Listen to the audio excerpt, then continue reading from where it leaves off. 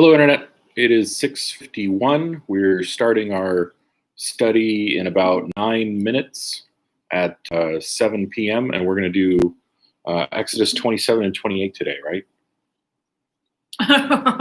No, I'm pretty sure that's what it said on the thing that I clicked. We'll find out if that's what we do. But yeah, 27 and 28. That's what I'm working on. Nice. Yeah. Yeah, it looks really a lot better than it does in the photo. The Mhm. colors are brighter. I'm making a striped sweater for you. Oh, cool. In fact, I'm going to ask Jody if he wants one like it. Uh-huh. That's a good, I would knit something for you if I thought you wanted it's a good something. blue.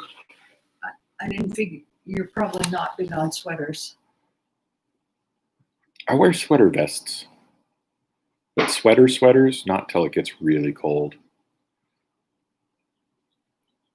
Would you like me to make you a sweater vest? Is that something you would Sure. appreciate? Okay. I'll have to look at patterns. You got your Bible? No, I haven't pulled it out yet. I'll show you one I have that fits well. Okay.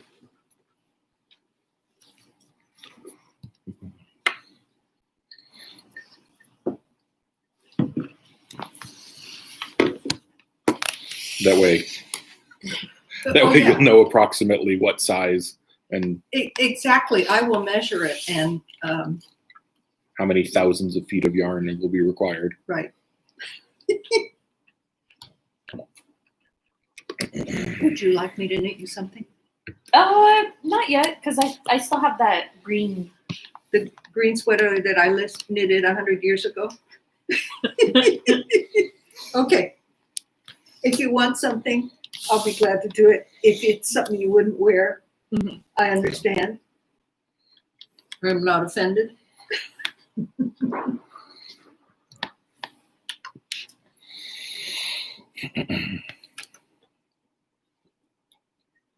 So yeah, we had a drainage guy come out today, Mhm. and he looked at putting a box in to drain the spot by the driveway that always collects all that mud. Yeah. And So he'll put a box in to collect it, then where will it go? he's gonna run a pipe like all the way down the side of the house, out to the woods behind the property. Basically, where our current French drain is located, but better. It doesn't work. He said those were not dug deep enough. Uh, He said the company that did them probably stuck them just below the surface of the grass, and then they just get filled up Yeah. and become useless. Which sounds like exactly what happened. Yeah, it sure does. Because they didn't cost that much, though. Well, Apparently, they didn't cost that much because they don't work. so Exodus. Oh, I didn't even post it. That's why. 28 and 29, is that what you said? 27 and 28. 27 and 29. 27 and 28. How to make the altar. Yep. Yeah, this, I was thinking you were talking about the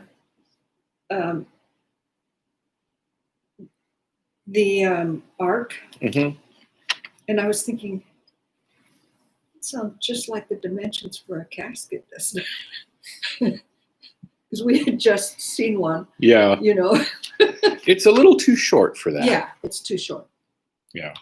For the average person. For the average person, yeah.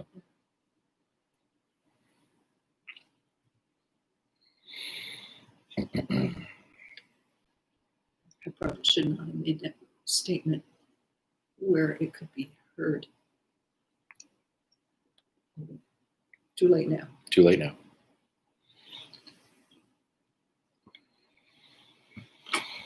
I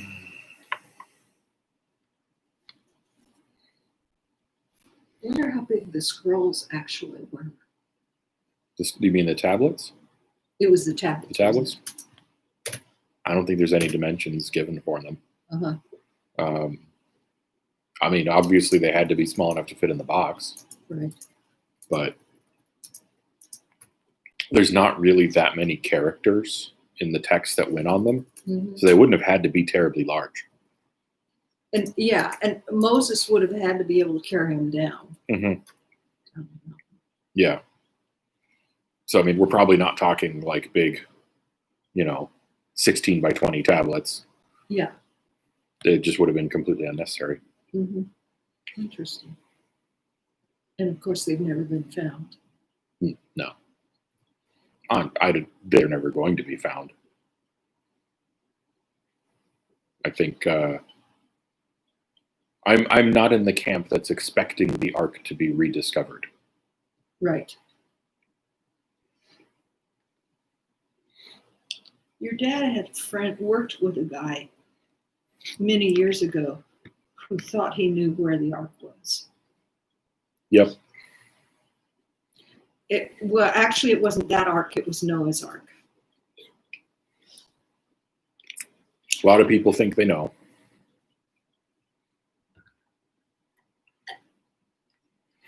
I know. You do. I do, but I can't tell.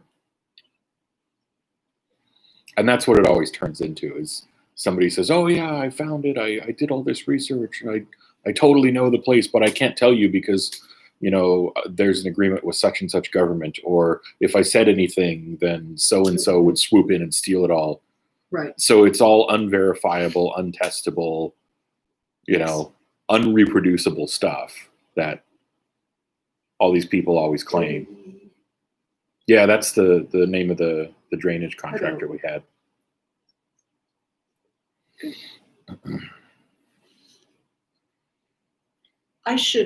One of these days, I'm going to call a handyman and have him rehang my front and back doors and fix the insulation and do it right. I know a guy who can do that. Mm-hmm. But Joe just really screwed them all up. Last night there was a lizard in the living room, and I kind of got up, and he saw me, and he ran back out, and he just went right through the hall, gap in the door. Right through the gap in the door. Wow. Yeah. And then there was a Japanese beetle in the living room, and I thought, this is one bug too many. Yeah. In my house. The free access. Yeah.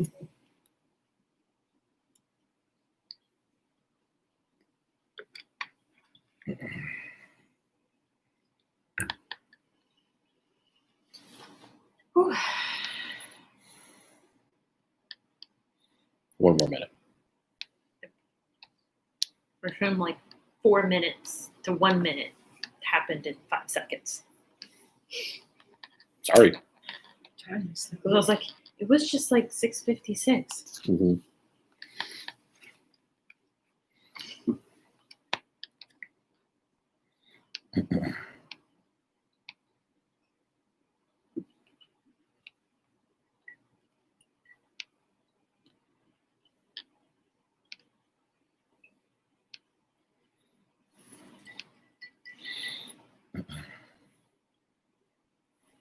I actually think tonight's study is going to be pretty quick.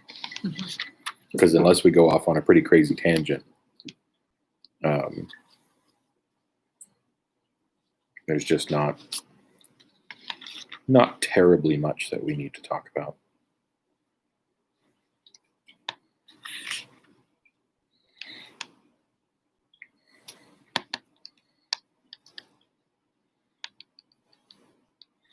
Okay. So it is 7. We can go ahead and get started. As we said a couple of times now, we're in Exodus 27 tonight. We have, of course, Lindsay and Mom, who are here for this. Is this an episode? Does this count as an episode? Yes. We'll go with that. It's an episode. Okay.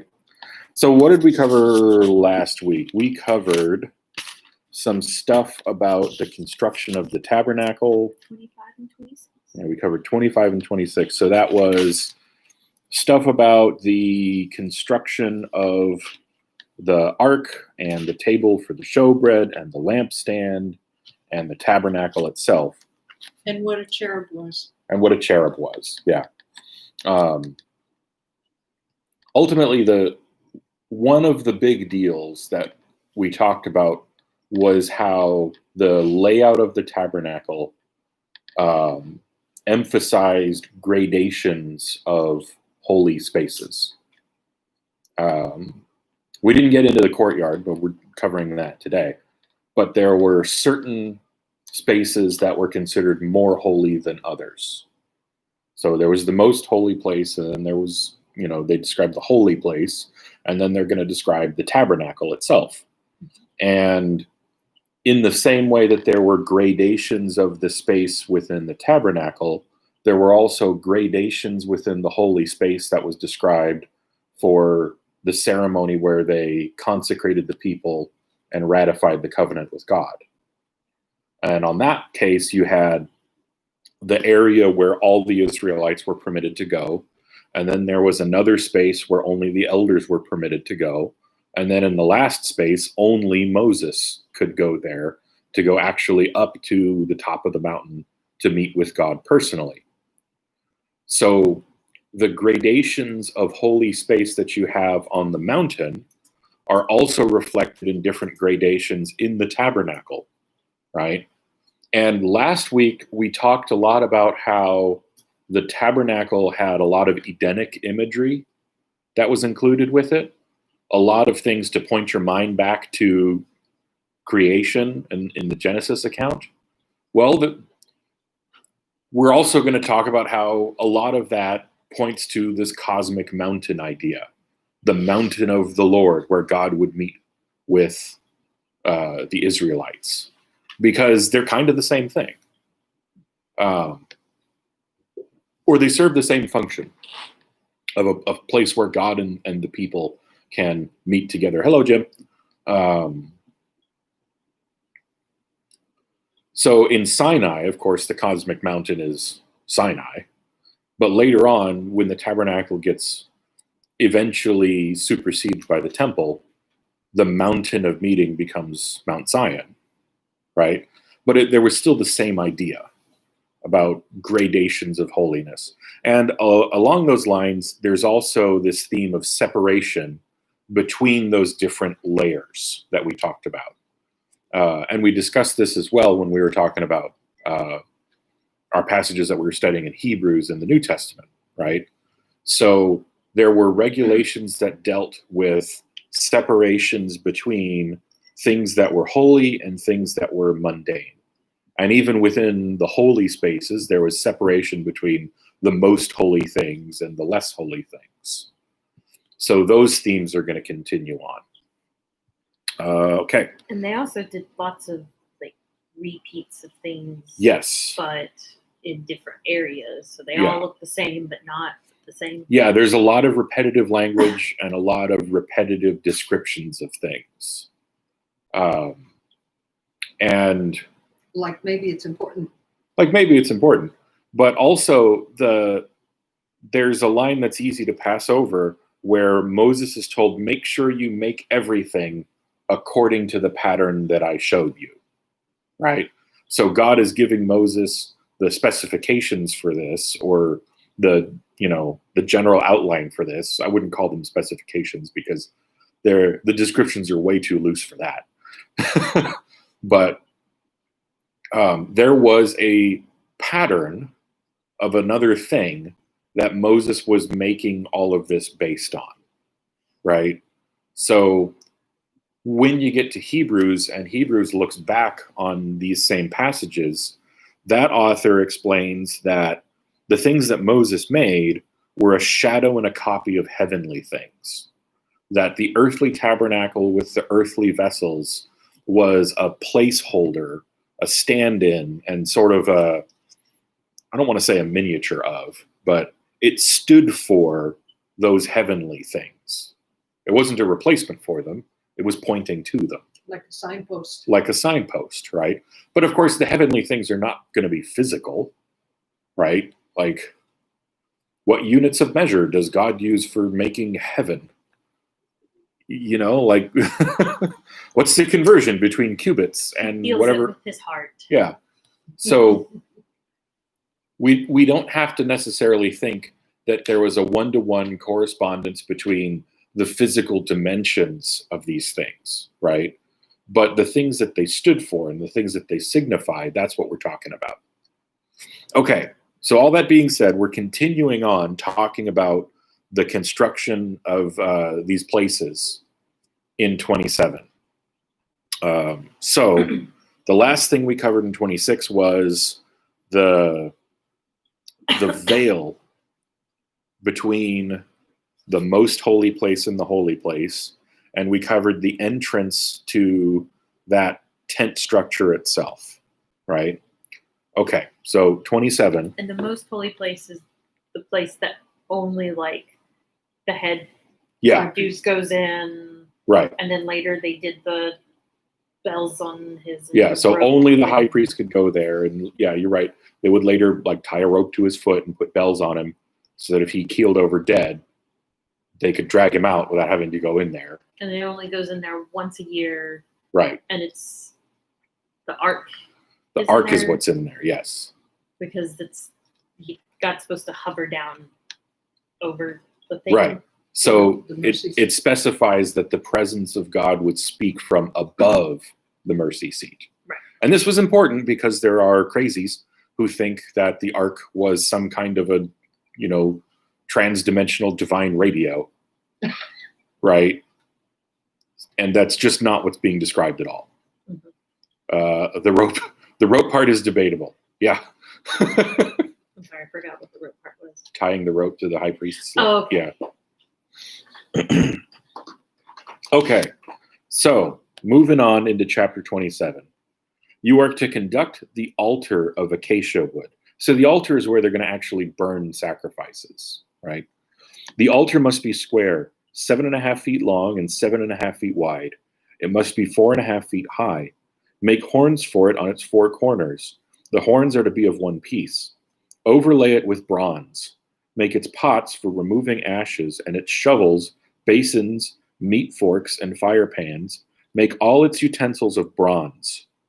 Construct a grate for it of bronze mesh, and make 4 bronze rings on the mesh at its 4 corners. Set it below under the altar's ledge so that the mesh comes halfway up the altar.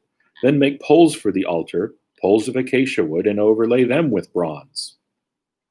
The poles are to be inserted into the rings so that the poles are on 2 sides of the altar when it is carried. Construct the altar with boards so that it is hollow. They are to make it just as it was shown you on the mountain. So another reference to being shown a pattern for this stuff, right? And the altar is where they would offer the burnt offerings that were part of their worship ceremonies, right? And that was out in the courtyard. wasn't it? Yes, that was going to be in the courtyard, which is the subject of this next set of descriptions. So you can already see how there's a gradation in holiness between the Ark of the Covenant, right, which lives in the most holy place, and yeah, it has similar construction to the other things that are in the holy place, but it specifically talks about how they were never to remove the poles so that there would never be a chance anybody would touch it, when the poles of the other objects aren't described that way, right? And then you have the altar, which doesn't reside in the holy place or in the most holy place, right? It's kind of lives outside that in the courtyard. It's still holy, it's still consecrated, it's still there for the purpose of worship, but there's obviously a gradation, right? Okay, verse 9, the courtyard. You are to make a courtyard for the tabernacle. Make the hangings on the south of the tabernacle out of finely spun linen. What were the walls of the tabernacle tent made out of on the inside? Finally spun. Oh, they were wool threads, right? In scarlet and purple and blue, Mhm. right? So now we're having a gradation of materials as well. And yeah, there were multiple layers of the tabernacle, like covering the tent, because, you got to waterproof this thing. Right. It needs protection from sun and rain, and well, not that much rain because it's Sinai. But still, it needs to be protected, right? But the interior is made out of this very specifically described material. Okay, so what we're getting then is not just a gradation in spaces, but also of materials. So that as you approached the tabernacle, you would be able to visually see that, yeah, outside the courtyard is the place for the mundane. Inside the courtyard, that's the place for the Israelites only, because they're consecrated to God, and that's surrounded by the linen. But then inside the tabernacle itself, in the holy place, that's for the priests alone, and it's a separate material. So that's emphasizing the differences in holiness between the spaces, and also emphasizing the separation between what's holy and what's mundane. Okay. Finely spun linen, 150 feet long on that side. There are to be 20 posts and 20 bronze bases. The hooks and bands of the posts must be silver. Then make the hangings on the north side 150 feet long. There are to be 20 posts and 20 bronze bases. The hooks and bands of the posts must be silver. Make the hangings of the courtyard on the west side 75 feet long, including their 10 posts and 10 bases. Make the hangings on the courtyard on the east side toward the sunrise 75 feet. Make the hangings on one side of the gate 22.5 feet, including their 3 posts and their 3 bases, and make the hangings on the other side 22.5 feet, including their 3 posts and their 3 bases. So this kind of repetition is very similar to what we saw in the way the construction of the tabernacle was described, right? Also note that in the same way that the tabernacle was described as having its sides oriented towards directions with its opening facing east, the courtyard is described the same way. There's a north side and a south side and an east side and a west side. 16. The gate of the courtyard is to have a 30-foot screen embroidered with blue, purple, and scarlet yarn and finely spun linen. It is to have 4 posts, including their 4 bases. So this is kind of like the veil that separated the holy place from the most holy place, being spun of blue, scarlet, and purple yarn, right? Only instead of dividing the most holy place from the holy place, this just divides the courtyard for the sanctified people from the mundane space outside, right? Okay, 17. All the posts around the courtyard are to be banded with silver and have silver hooks and bronze bases. The length of the courtyard is to be 150 feet, the width 75 feet at each end, and a height of 7.5 feet. All of it must be made of finely spun linen. The bases of the post must be bronze. All the tools of the tabernacle for every use, and all its tent pegs, as well as all the tent pegs of the courtyard, are to be made of bronze. Okay, moving on. You are to command the Israelites to bring you pure oil from crushed olives for the light, in order to keep the lamp burning continually. In the tent of meeting outside the veil that is in front of the testimony, Aaron and his sons are to tend the lamp from evening until morning before the Lord. This is to be a permanent statute for the Israelites throughout their generations. So this is the lamp, the lampstand that was described earlier, the one where there was some argument about exactly how floral or how plant-like it was supposed to be. We talked about this last week. I wonder what they called graveyard ships then. I don't know. I don't think they called them graveyard ships, though. But there is a little bit of argument about whether it was to be perpetually burning or whether it was to be lit in the morning and lit in the evening. And different translations go different ways. Yeah, so this was the lampstand that we described as some scholars look at the construction of the lampstand corresponding to tree imagery, which would fit with the whole Edenic idea. And there are Eden, like the Garden of Eden. Yeah. And there are other scholars that look at it as just being symbolic of the light of creation. You know, in the beginning, God said, "Let there be light." So depending on how certain people look at certain words and whether they think those references in the description of the lamp are pointing, one way or the other, there's a little bit of argument based on that as to exactly what it's trying to symbolize.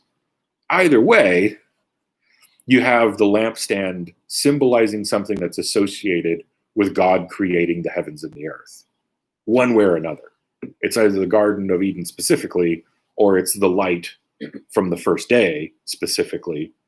But one way or another, you have light in this space from this sacred object, and you have enough Edenic imagery coming from other places and other facets of the construction that if the lampstand doesn't symbolize that, it doesn't really take away from the imagery that's being conveyed. So it's kind of 6 of one, half a dozen of the other. Okay, 28. Have your brother Aaron with his sons come to you from the Israelites to serve me as priest. Aaron, his sons Nadab and Abihu, Eleazar and Ithamar. Make holy garments for your brother Aaron, for glory and beauty. Okay, we talked a lot about the Aaronic priesthood when or as we were going through passages that dealt with it in Hebrews, right? And we talked about how the priesthood of Aaron represented the people before God. And the priesthood was mediating between God and the people. And we talked about how the high priest was the only one who was permitted to go into the most holy place, to actually be in the presence of God. And even then, he could only do it after first offering sacrifice for himself and for the people before he could go in, right? So keep that in the back of your minds, because that's going to become relevant pretty quick. That had a comment about that. One commentary states that oil prepared this way, the oil burned with little to no smoke. That would be good. Yeah. I mean, if there was a lot of soot, that would really ruin the place pretty quick. Okay, verse 2. Make holy garments for your brother Aaron for glory and beauty. I already read that, actually. You are to instruct all the skilled craftsmen whom I have filled with a spirit of wisdom to make Aaron's garments for consecrating him to serve me as priest. These are the garments that they must make: a breastpiece, an ephod, a robe, a specially woven tunic, a turban, and a sash. They are to make holy garments for your brother Aaron and his sons, so that they may serve me as priests. They should use gold, blue, purple, and scarlet yarn, and fine linen.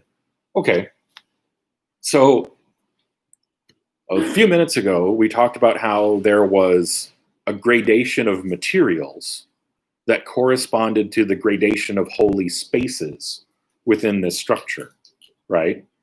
And we talked about how those materials were gold, linen, and blue and purple and scarlet yarn, right?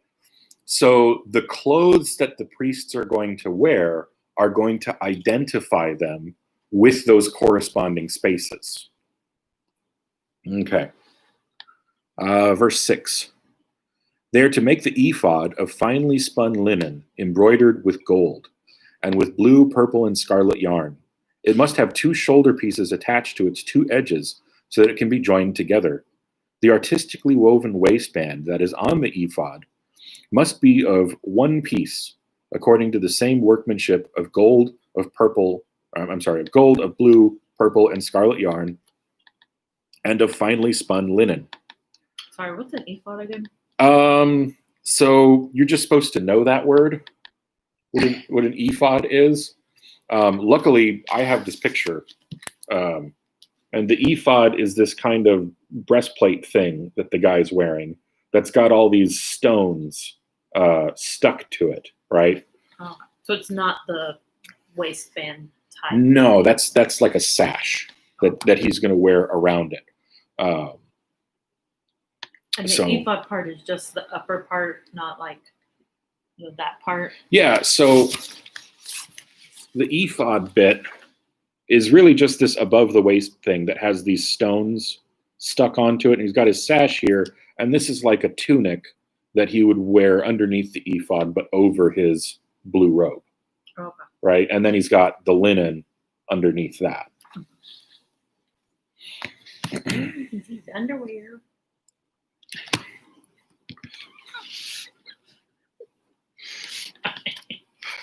Okay, verse 9.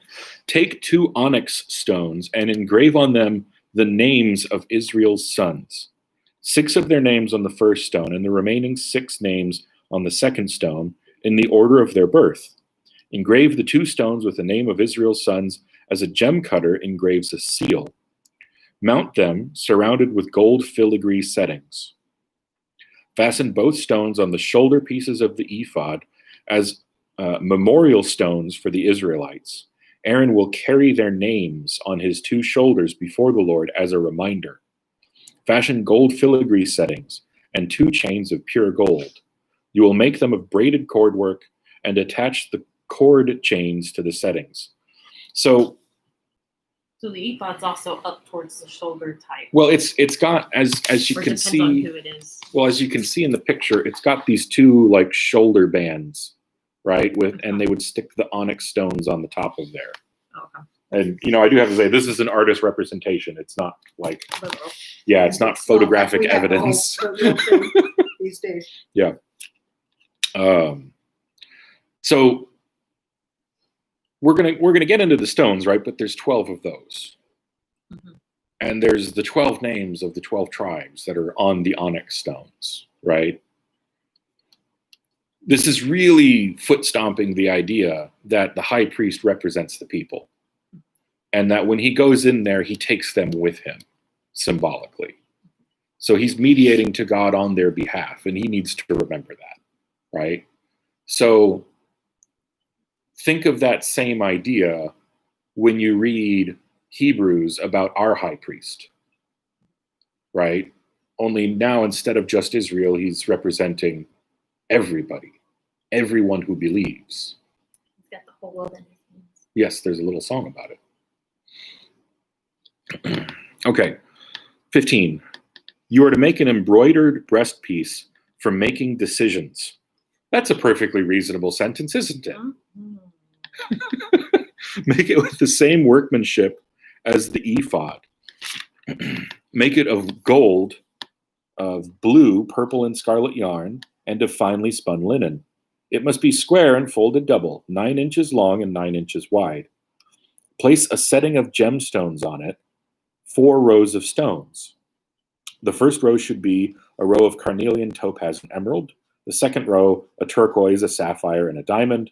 The third row, a jacinth, an agate, and an amethyst. And the fourth row, a beryl, an onyx, and a jasper. Now, depending on what translation you're reading, you might get different names for those stones, because some of these names are very obscure. And scholars are not necessarily certain what they actually correspond to. There might be arguments between geologists about this. Moving on in verse 20. They Dad should did, be, mention about the ephod as well. the ephod is the apron-like garment under the breastplate. I thought they were the same garment.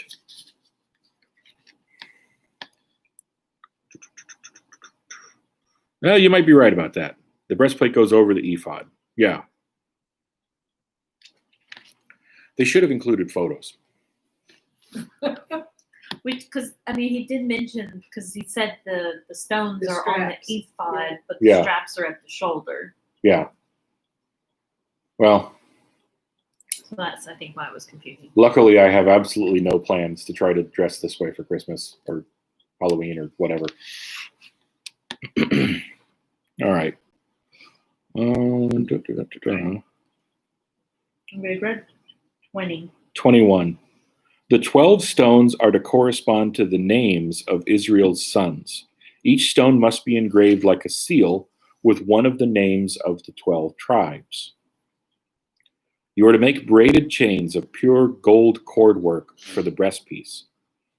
Fashion 2 gold rings for the breastpiece and attach them to its 2 corners.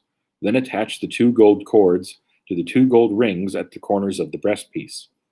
Attach the other ends of the 2 cords to the 2 filigree settings, and in this way attach them to the ephod's shoulder pieces in the front. Make 2 other gold rings and put them at the 2 other corners of the breastpiece on the edge that is next to the inner border of the ephod. Make 2 more gold rings and attach them to the bottom of the ephod's 2 shoulder pieces on its front, close to its seam and above the ephod's woven waistband. The craftsmen are to tie the breastpiece from its rings to the rings of the ephod with a cord of blue yarn so that the breastpiece is above the ephod's waistband and does not come loose from the ephod. Makes perfect sense, right? Sure. Okay. Although it is interesting about the names on the stones. Yeah. Because with the names on the shoulders, Mhm. they're, I don't remember. It specifies that they're in the order that they were born. Right. And then on the ones on the breastplate, it's a name.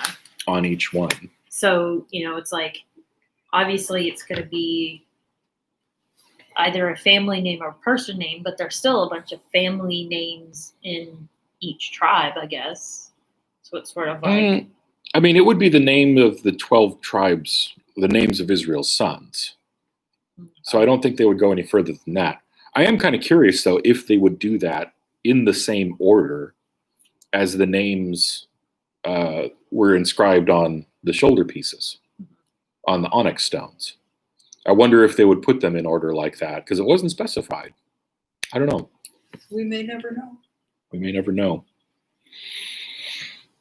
29. Whenever he enters the sanctuary, Aaron is to carry the names of Israel's sons over his heart on the breastpiece for decisions, as a continual reminder before the Lord. Place the Urim and Thummim in the breastpiece for decisions, so that they will also be over Aaron's heart whenever he comes before the Lord. Aaron will continually carry the means of decisions for the Israelites over his heart before the Lord. Jim writes, imagine wearing all that while going into the hot, stuffy tabernacle. It sounds like a job that I would not like. No. It sounds pretty rough. So I was just thinking, because I know we were talking earlier about, like, it doesn't make any sense about him wearing the breastpiece for decisions, which also stated it was determining God's will. Mhm. But it made me think back to, well, I guess not back, in reference to Exodus, thinking forward Mhm. to the king had to wear all the rules and read them every day to remind him about, like, basically what his place was supposed to be and how he was Yeah. supposed to judge. So I almost wonder if maybe that's kind of what this is. What his decisions are, what are the, things that he's supposed to follow and help remind him about his, I guess, position. So in the sense that he needs the names there to remind him of his task of representing the people, yes, totally, right?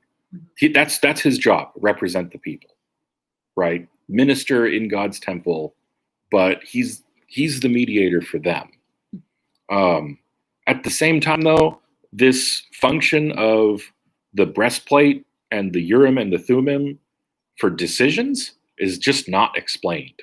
Right, but I'm just thinking, like, that could potentially mean, like, he's holding, like, don't covet, don't blah, blah, blah. Like, these are all the things that Mhm. we've all been commanded, and so those are the things that he remembers daily.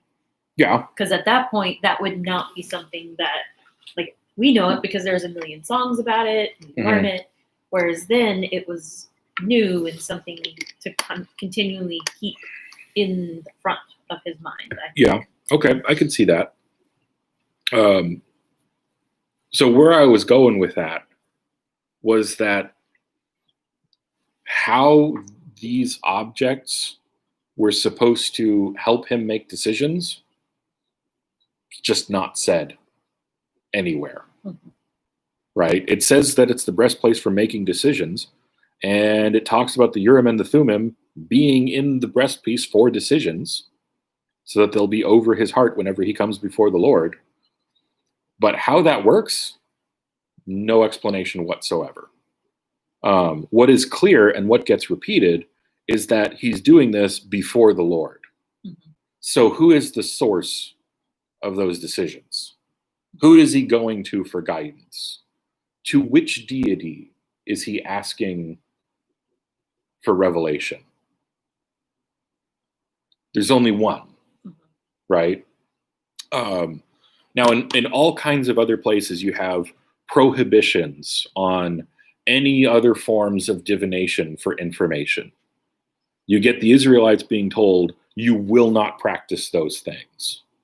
And it even goes so far as like the parts of like animal livers and entrails and things that would get read by worshipers of other gods, those all get burned in the sacrifices, right? When an animal gets offered, there's no divination happening there like other pagan nations would do. All of that stuff gets burned. Absolutely nothing happens that looks like divination for other cultures that neighbor them, right? Instead, God is to be their sole single source of information if they're going to ask for that kind of thing. Does that make sense? They're not to go to anyone else. And this ends up being a huge theme and a big sticking point later on in Israel's history. Like when you go through the stories of Elijah and Elisha that are constantly butting heads with Israelite kings who are relying on the prophets of other gods, who are asking for information from Ashtoreth or Baal or whoever instead of going to the Lord. Okay. Moving on again, verse 31. You are to make the robe of the ephod entirely of blue yarn. There should be an opening at its top in the center of it. Around the opening there should be a woven collar with an opening like that of body armor so that it does not tear. Body armor is a wonky translation in my opinion, but it's also kind of a weird word. I looked at some of the other translations and how they rendered that. Basically, it's a border. Yeah, mine says like the opening of a coat of mail. Yeah, it's a woven border so that this hole doesn't fray and tear. The bottom note says obscure.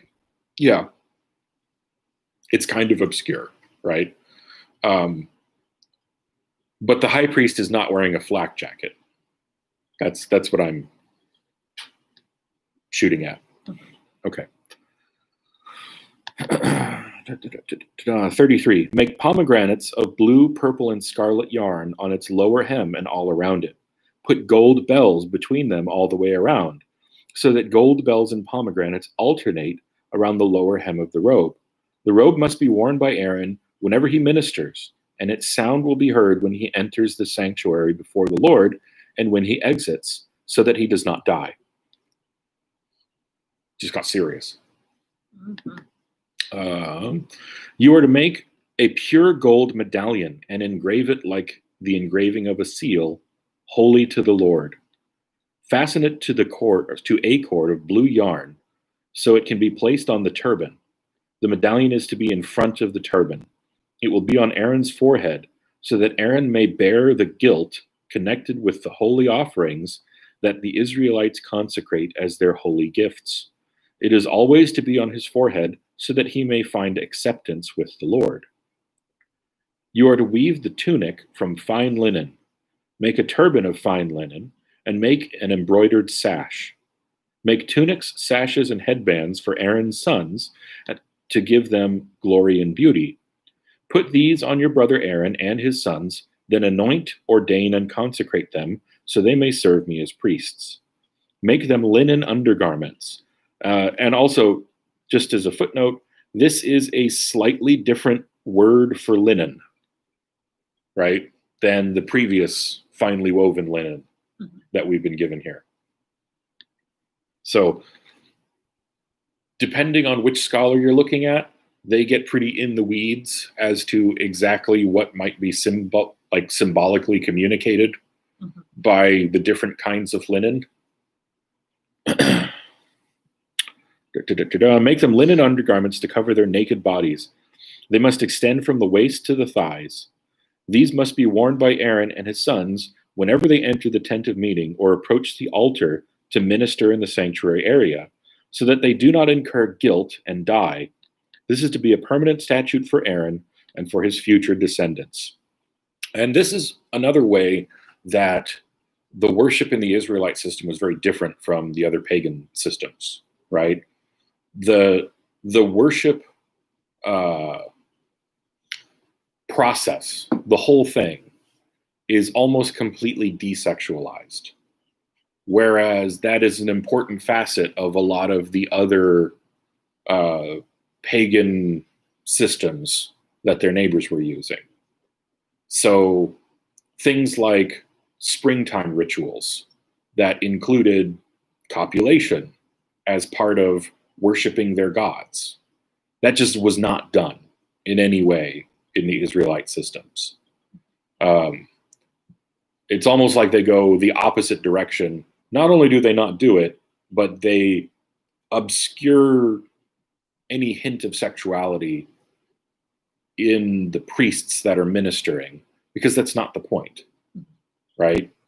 It's not about them, it's about God. Plus, that's really something that's associated with embodiment, with flesh, with being earthly, right? And the symbolism of the tabernacle and later the temple points to the mountain of God or the garden of God. It points to heavenly things, not towards earthly things. So it's really not something that has any place in this system of worship, if that makes sense. Mm-hmm. Okay, so that's the end of 28. And what I wanted to point out, having done that, was almost all the way through 28, we finally get to what the other priests are to wear, right? They get tunics, sashes, and headbands. And they get fine linen robes. And they get linen underpants, right? Mm-hmm. They don't get all of this gold and gemstones and blue, purple, and scarlet yarn, right? So in the same way that there were different gradations of space to signify holy things and to separate those things from less holy or from mundane things, the priests are not all of the same level either, right? The high priest has these specific vestments that correspond to the materials used in the holy place and the most holy place. That's where they belong. The normal priests, if we can call them normal priests, the other priests, right? They're permitted to go into the holy place for, the service that's required of them. They have to trim the lamps and they have to replace the showbread every 7 days, that kind of stuff, right? But they are not permitted to go past the veil, right? Their clothes are distinguished in that way. They're not made in the same way. They don't correspond with that, right? So the same themes of gradations of holy space and separation between what's most holy and what's least holy or what's mundane, those same themes are continuing here. Does that make sense? Mm-hmm. Also, this is something I didn't realize until I was studying for this, but there's a distinctly royal context to the stuff that the high priest wears. Right. Right? Gemstones, royal colors. Yeah, gemstones embroidered into his clothing and all of this gold stuff. And it talks about there being like a medallion or a diadem on his turban, right? So, yes, the high priest is not the king, right? We talked about this a lot when we were going through Hebrews about how there was a separation between the priestly role and the kingly role from Moses onward throughout all of the rest of Israelite history. But especially in Hebrews, we talk about how the Messiah is a priest and a king, and how that is following the pattern of Melchizedek, not the pattern of Aaron, and how Melchizedek resembles the Messiah in that he is a priest of the Lord and also a king. Remember that bit? Mm-hmm. So the point of all of that is, well, the point of what we were talking about tonight is that all of this royal stuff is included in the high priestly vestments, because the high priest is also a royal priest. He's not the king, but he serves at the goodwill of the king, right? He's delegated that position by the king. Well, who's the king at this point? God. Whose throne room is the high priest entering to make atonement for his own sins and the sins of the people? God's throne room, right? So in the same way, like he serves at a position in a royal court. It's just not an earthly court, right? Does that make sense? Also of note, you have the high priest in this system. He's granted access to the most holy place, but the only thing he can do there is make atonement, right? And then even then, only temporarily. So his vestments only allow him in there.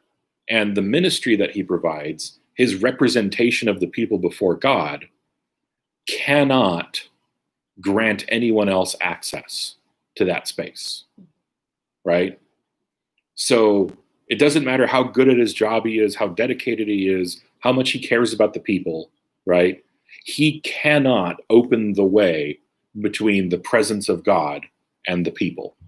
The best he can do is, teach them and consecrate them and minister to them so that they can come into the courtyard, right? For the sons of Aaron, the priests of, the Levite tribe, they can go into the holy place, right? They can serve the Lord that way, but even they can't actually get access to the presence of God, right? So the high priest is granted that privilege, and that's signified by what he wears, but he can't extend that to anyone else. Well, think back to Hebrews. We have a better high priest, right? And we have a better covenant. So not only can our high priest go into the presence of God, but he can then grant that to his followers, right? So he's, instead of mediating a covenant that has to keep them separated, he mediates a covenant that grants us access to God, right? He mediates a covenant that turns us into the place where God dwells in the form of the Spirit. Does that make sense? Yes. It's a big, big difference between the old covenant and the new one, right? So knowing all of the stuff that's here, right, and understanding how the different materials signified places that were ever more exclusive because of their holiness and because of their proximity to God, right? When we then read in Hebrews, hundreds and hundreds of years later, that we have a new covenant with a new high priest, and that new covenant grants anyone who believes access that previously only the high priest himself could have, that's a big deal. That's really revolutionary stuff. If you see the context of Exodus. I have a dumb question. I probably have a dumb answer. Okay. Was this occurring while they were still wandering in the desert? Or Yes. Okay, so they carried the tabernacle. Yes. They folded it up every night and then set it up. Well, whenever they moved. Every day. Pardon me? Whenever they moved. Okay. So they didn't necessarily move every single day, Okay. right? But whenever they would move their camp from one place to another, following, the pillar of cloud or the pillar of fire, they would have to break this all down and reset it in that new place. Because at one point, when they were going forth, before they were doing the wandering, there would be, I think even a different kind of special cloud that would stop over a place that would tell them they need to park, and they camp until that special cloud moved again, and then they would pick up and go. Yeah, so that Mhm. that was described as by day it was a pillar of cloud that concealed the presence of the Lord, and then in at least one case that was a pillar of fire that put itself between the Egyptian army and the Israelites, right? So yeah, that didn't Yeah. necessarily move every single day, Okay, but when it moved, it had to be they portable. had to do all this. Yeah. over And that was the deal with the poles Yeah. for carrying things, In the- right? in the stands. Right. And the other cool thing is everybody, all the tribes knew where to set up camp Mhm. based on where the tabernacle was. Yeah. So they were allotted specific positions in relation to the tabernacle, north, south, Yeah. east, or west of it. Really amazing Mhm. organization. Yep. Okay. So that's it for 26 or 27 and 28. Let's go ahead and pray. Then we'll be done. Father, thank you again that we get to participate in the new covenant. Thank you again that our high priest replaced the old covenant and can grant us access to your presence and can grant us your indwelling Holy Spirit to conform us to your will and to resemble your Son. We thank you that we have this tremendous privilege that your other followers in history didn't necessarily have. And we ask you to help us live well in light of this as good representatives for you in the world. In Jesus' name, amen. We're still praying for all those different unspoken. Unspoken things, which we just spoke about. Yep. Okay. Good night, everybody. See you all later.